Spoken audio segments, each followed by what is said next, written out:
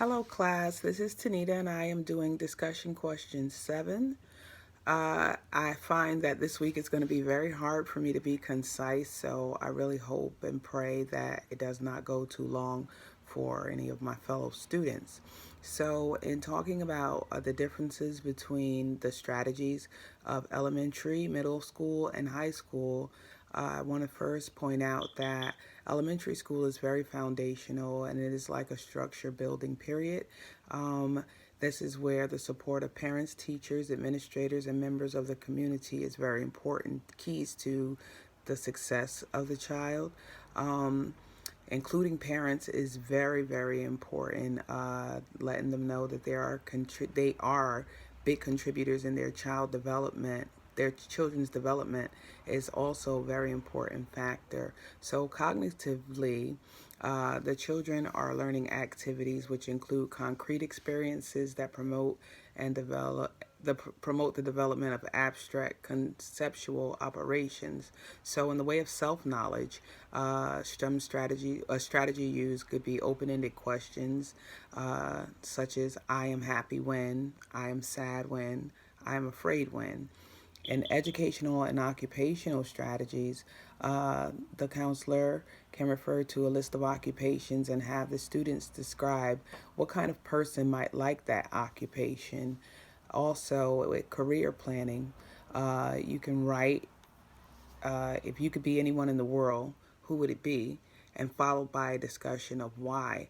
All of these different strategies kind of open up and broaden the discussion for the children and also the perspective of what careers are for the children as an introductory and again foundational way.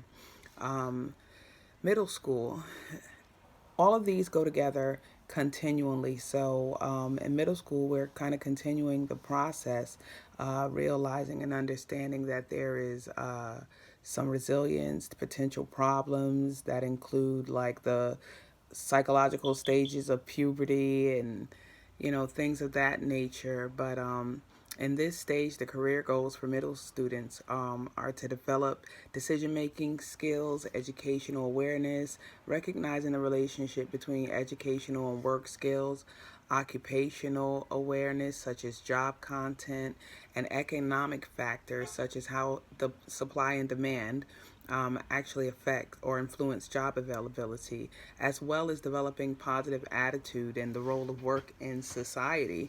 Um, Self knowledge strategies would include ask a student to complete a standardized or original personality inventory using Holland's classification system.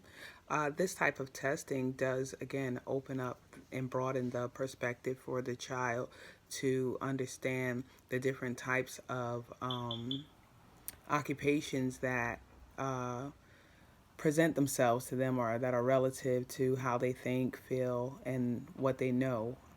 Educational and occupational can lead a class discussion by identifying relationships of interest and abilities to various occupations, having each student explore um, in an occupation in depth via a paper and perform tasks such as researching the occupation, the training requirements, working conditions, etc.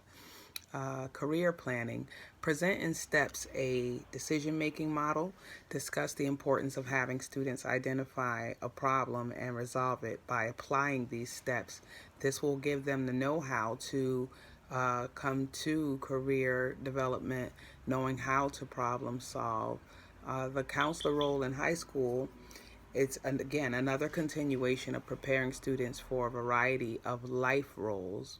During high school, there's improved perceptual skills that help students make accurate predictions of the future, judge consistency of actions, and recognize expected behavior in their community and culture group. And their culture. I apologize. So, in career planning, we want to learn skills, how to avoid sex role typing, and improving decision making skills. So, some strategies for self knowledge would be to have the students discuss employer expectations and compare it with their own expectations of a job role.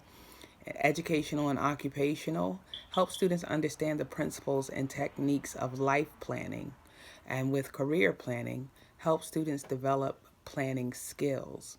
Now, I chose one from each section because, quite frankly, I just wanted to elaborate on the fact that this week's